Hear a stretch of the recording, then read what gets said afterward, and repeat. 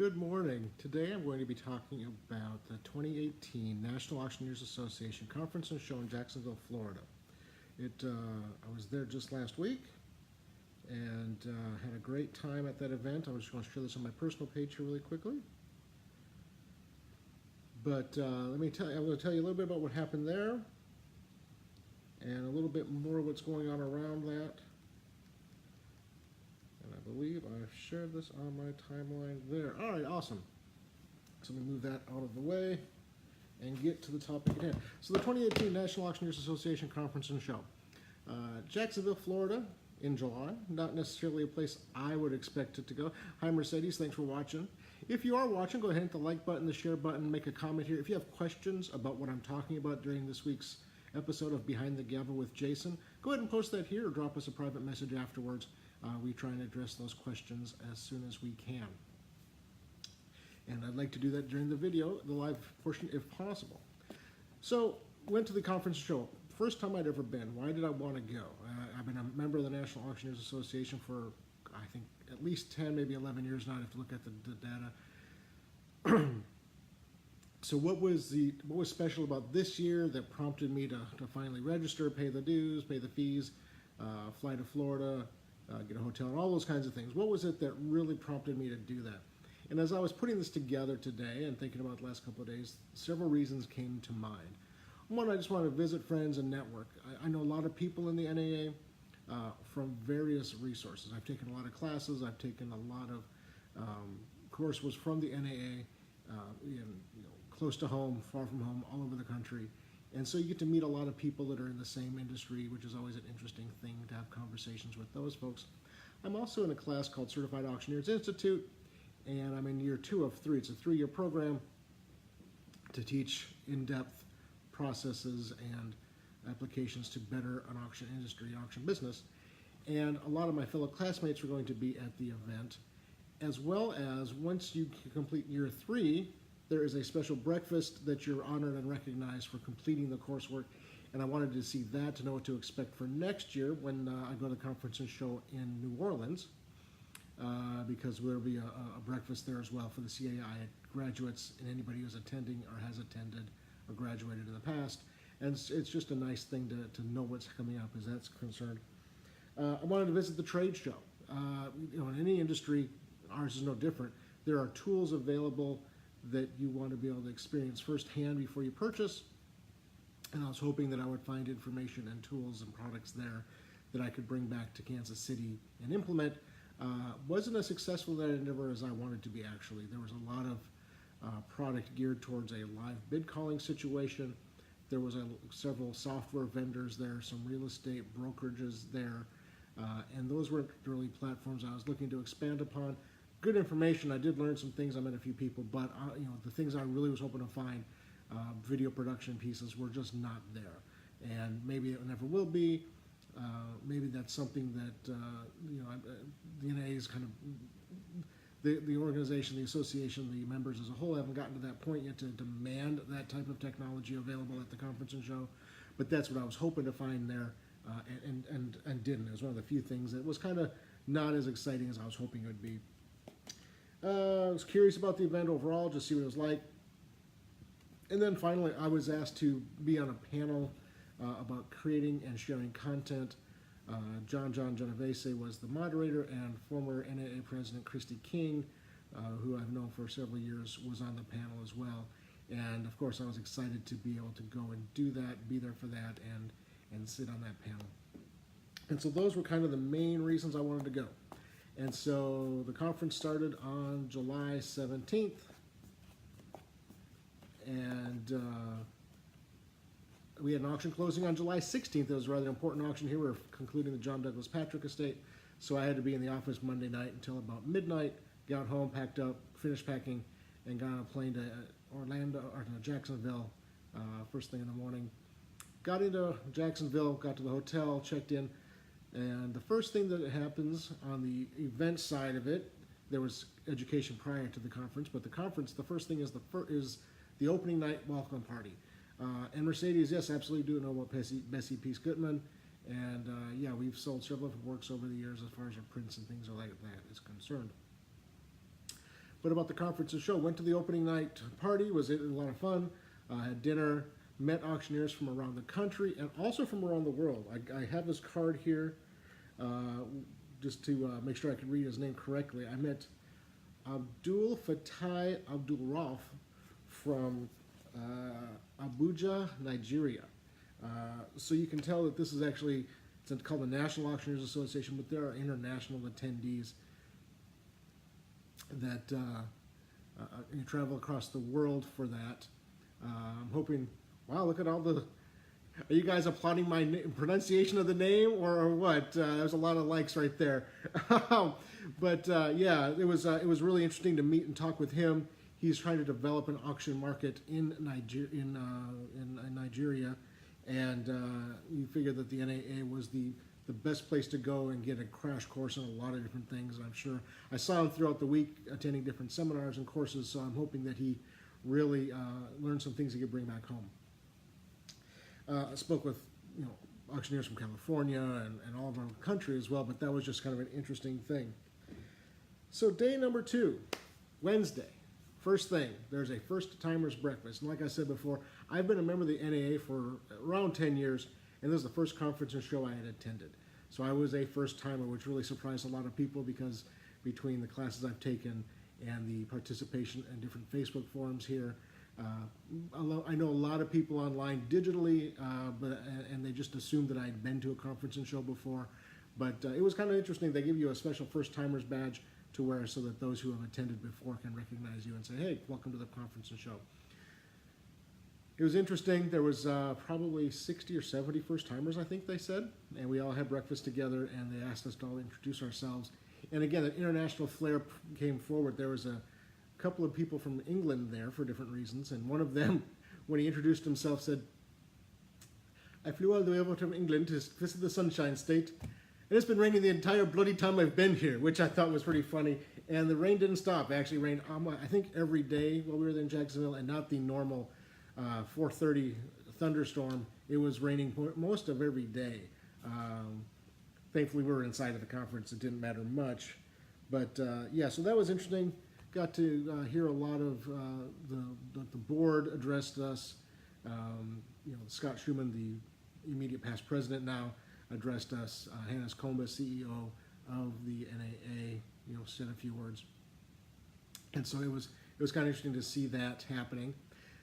Immediately after that was the opening session, which is they introduce the conference. They talk about some high-level things that they're introducing. One of the things that we're introducing or getting ready to launch is a thing called Auction Adventure, which is a game, I believe it's an online game that they're launching in association with the Future Farmers of America to kind of grow the brand of the auction industry and see getting younger folks interested, younger people, kids interested in the auction method of marketing, both as participants, as far as bidders and buyers, as potential clients down the road when they have needs to liquidate, estates, whatever that might be, and or to enter the profession. So that's always, the NAA is a large umbrella organization, several thousand members. They kind of speak for all members and non-members in many instances, and this is one of them where they're taking on a big project to try and expand our reach into that market. Kenny Thomas was the featured keynote speaker at the opening session. You might recognize the name. Kenny Thomas he's the gentleman who was a ranger. He ended up in the Black Hawk Down as the story, the book that he wrote turned into a movie. He was involved in that firefight, and he spoke about that to a certain degree to kind of set up his motivational speak, his business teachings.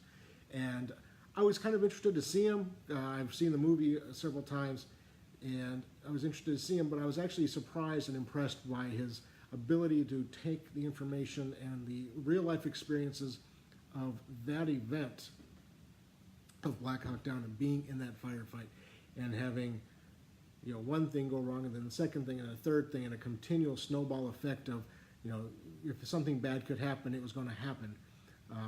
And take those real world experiences and be able to present them in a way that made sense to the business community and business ideas and really kind of tie that all together. And I definitely got some good information from that, and it was an interesting story as well to see that and hear that from him. After the opening session was the NAA, National Auctioneers Association, and the NAF, the National Auctioneer Foundation, or National Auxiliary Foundation annual business meeting. And this is where they're like any other board meeting, they talk about the business of the NAA and the NAF. The NAF is our charitable side. They do things, they provide scholarships for kids going to college. They work on, they help with the education portion and aspects in other areas in the industry. The NAA talks about, the procession, that's where the auction adventure was mentioned, things along those lines, and future visions, and then a recap of where we are as far as numbers and things like that. And I believe most of that information is online on their website, auctioneers.org, I believe is the website. I'm drawing a blank on that at the moment, but if you Google National Auctioneers Association, they will come up. And then the other thing is the election. So every year there's an election for incoming vice president, who by the rules and statutes set aside and established by the NAA, if you're elected the NAA, it's a 3-year commitment. If you're elected the vice president, you ascend to the presidency of the NAA the following year, and then the following year you are the chairman of the board of the National Auctioneers Association. So it's a 3-year commitment, but generally speaking, these men and women who have led our organization have invested much more than 3 years into their efforts there. This year we had Sean Terrell, who's here in Kansas City. He's from Oklahoma. He is with United Country. He is a friend of mine and a broker. He also holds my real estate license at United Country Auction Realty up in on Berry Road. Janine Hoosman, who I know just through online digital platforms and resources. I don't know much about her. Very great. Does a lot with the NAA, does a lot with the Education Foundation. And then Jason White, who is from south of Kansas City in Harrisonville. And Jason is actually our new vice president. He was elected by a majority. We got to see the democratic process in place. These candidates all ran campaigns online. I received postcards, emails, some texts, I think. They had campaigners there at the conference before the event, making sure that you knew of their campaigns. So Jason won the vice president. We also elected 2 new board members, directors, and we had a field of 4. Kenny Lindsley out of Michigan, Junior Staggs out of Tennessee ran, and then Kelly Strauss and Ailey Byers won those 2 director seats. So they'll be on the directors for 3 years. So that was day 2, big day. Let me see, I lost my page here. I wrote down a bunch of notes. That was day 3, actually. I also had the Presidential Gala and the Hall of Fame Awards that evening. And I see David Whitley is watching. I want to say thank you to David. Several months ago, I asked, is going to these events, the big events, the President's Gala, the Hall of Fame inductee, worth it? And David said, come and sit at my table, and David's on the board. And so he has a table up front. Said, sit at my table. I'd like to meet you and talk to you face to face. David and I are, I consider David a friend, but we have some similar but some vastly different ideas on worldviews. But he's a great guy. Absolutely, David. But I really appreciated his offer of the sitting at his table up front. So I was much closer than I probably should have been as a first-timer to the stage. But I had a really interesting evening, seeing the transition, and then the recognition of Hall of Fame inductees. I believe there was 4 Hall of Famers inducted into the Hall of Fame this year, and there was not a dry eye in the house. Tiffany, thanks for watching.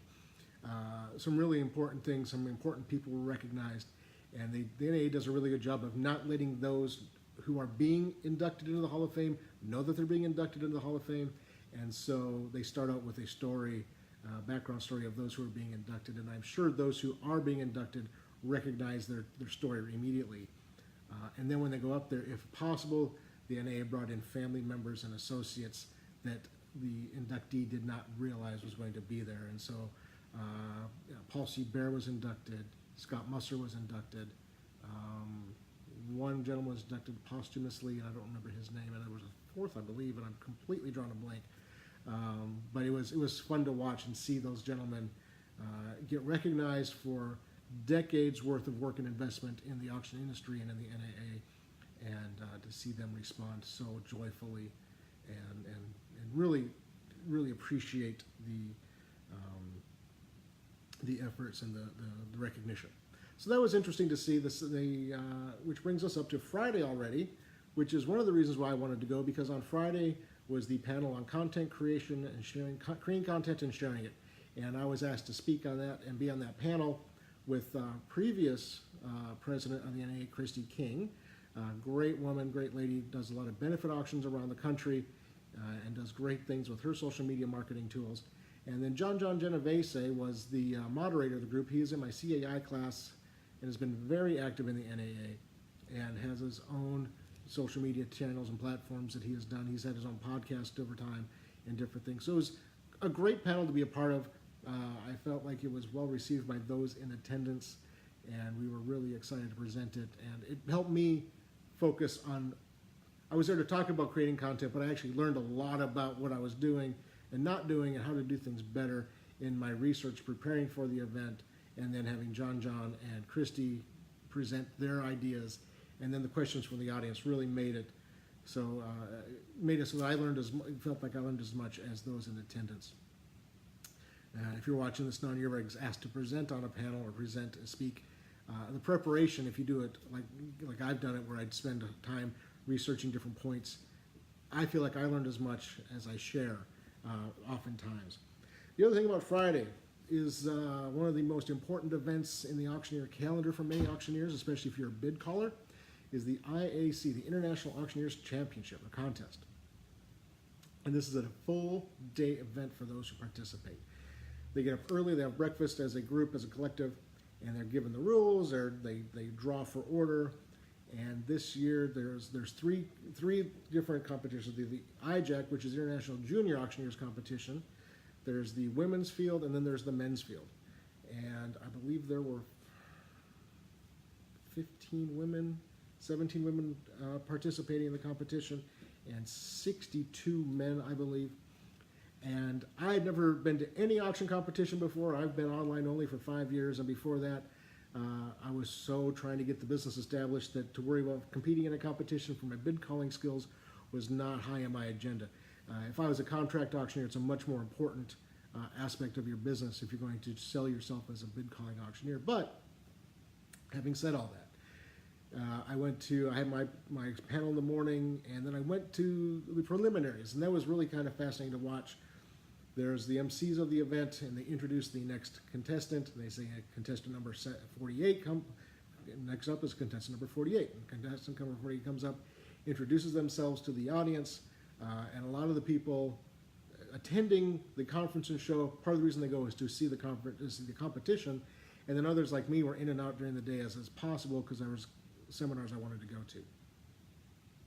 The contestant comes up, says, if it was me, I'd say I'm Jason Roski from Kansas City, Missouri, and I'm thrilled, honored, and excited to be here, and I'm selling 2 items to you today and the contestants have no idea what these 2 items are. I'm sure they are informed at some point during the morning, but these are items that the NAA has procured before the event.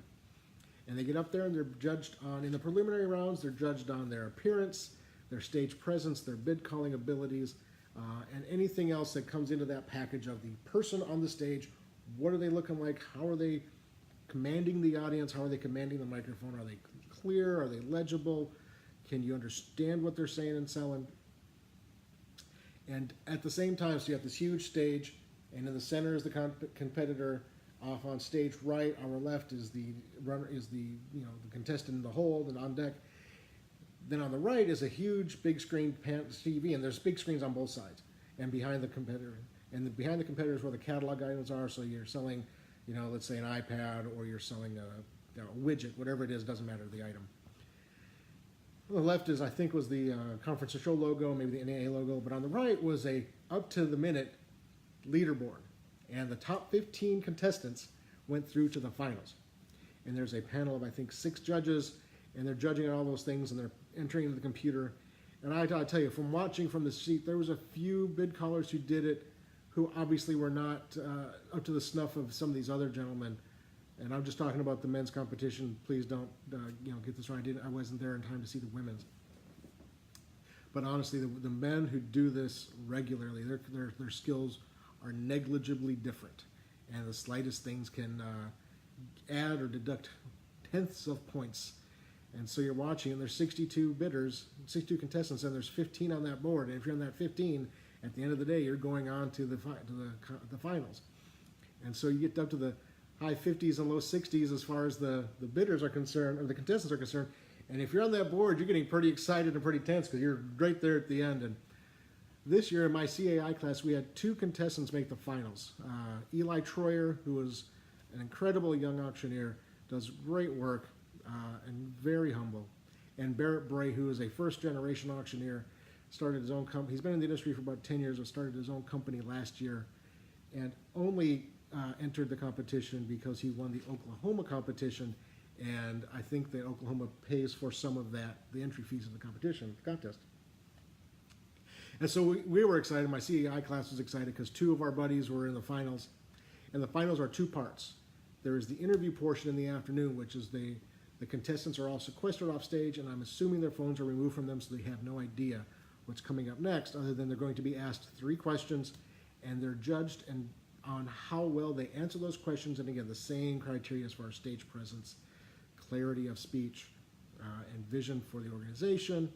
And so they're asked these 3 questions, and the interview portion counts for 60% of your final score.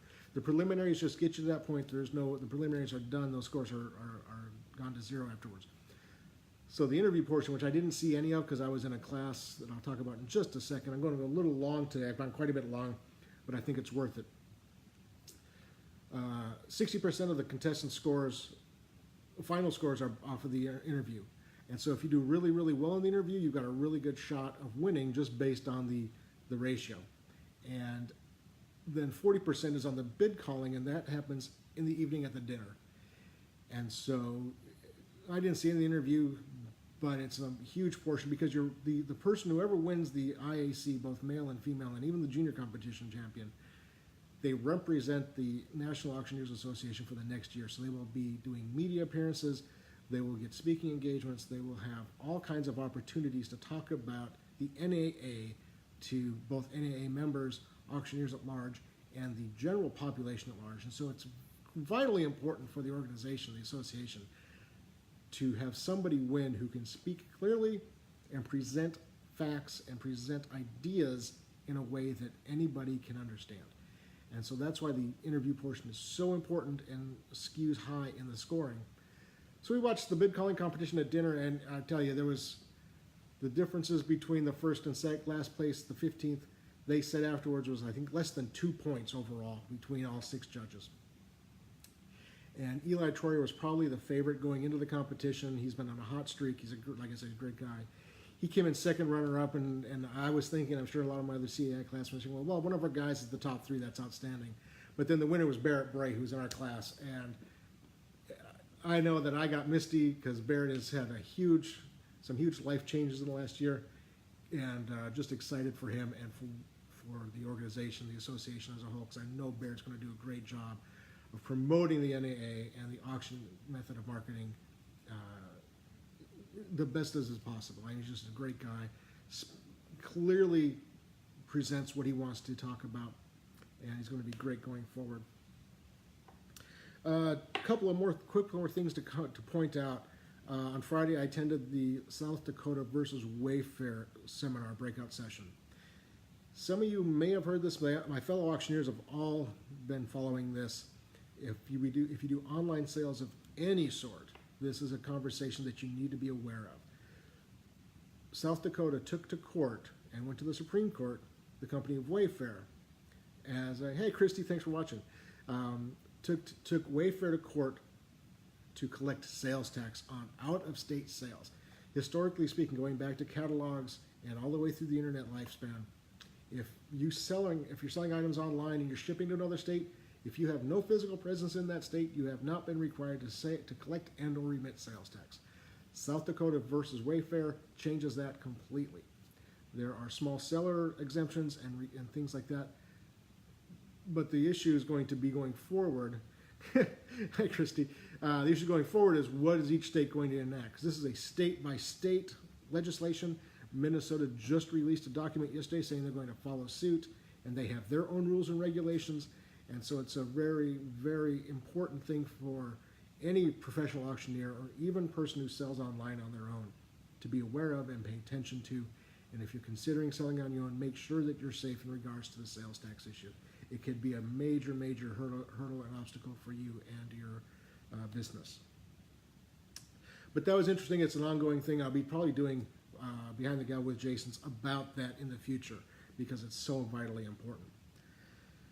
And then Saturday I flew home, and thankfully I chose the early flight because there was weather on the eastern seaboard, and I took the first flight out of Jacksonville, which was not early, but it was early enough after a long week. And we got out of Jacksonville, got into Atlanta. The flights were delayed a little bit, got out of Atlanta, and got home Saturday afternoon on my anniversary, 24th anniversary with my wonderful wife, Stacy, who has been supportive of me in this business for a long, long time. But she was ready to greet me at home after a long week. The boys both had something else to do that evening, so we went to dinner at X1, had a wonderful evening, watched a movie. It was really nice to spend time with Stacy alone.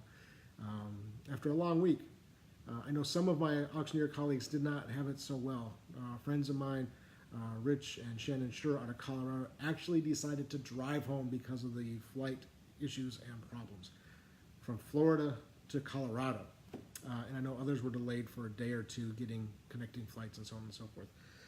So that's it. Thank you all so much for watching. I went for almost a half hour today, which is a lot longer than I normally go, but I think it was a fun topic, an interesting topic for at least me and for maybe the auctioneers watching, and hopefully if you're watching as well, to kind of get an idea of the things that we do to try and make our business better and to grow our base to make it more effective and appealing for our clients and customers. Next week's topic for Behind the Gavel with Jason is mid-century modern dead. We have that's a bit of a hyperbole, of course. Hey, Katie, thanks for watching. But we're definitely seeing some differences in trends, and mid-century has been a king for a long time, but we're seeing some chinks in that armor, and we'll talk more about that next week. Again, if you have questions or thoughts, things your friends might be interested in watching, just go ahead and share it. Hit the like button, hit the love button. If you have questions, put a comment here. We'll get to those as soon as we can. Send us a direct message, or you can always email us at info@kcauctioncompany.com. Give us a phone call at 816-283-3633. Yes, my China Cabinet co-star. We talked about that in the content creation on Friday. That's right, Tiffany. Good memory. It's there every week. And make sure to check out our new website. If you've watched this long, you're pretty interested in our company, kcauctioncompany.com. We just launched that last week, completely revamped it, made it much more mobile friendly, cleaned it up, added some pop here, added some power there, drew some things back. Hopefully you like it. Hopefully it presents our message in a much more clear and concise fashion.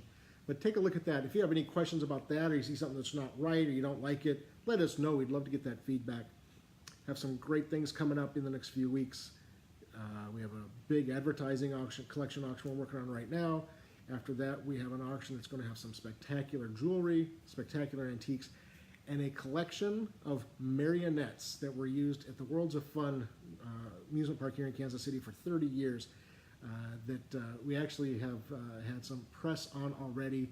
And the KC Studio Magazine here in town is going to be writing an article on our company and on me that's going to come out in late August, early September, so we're excited about that.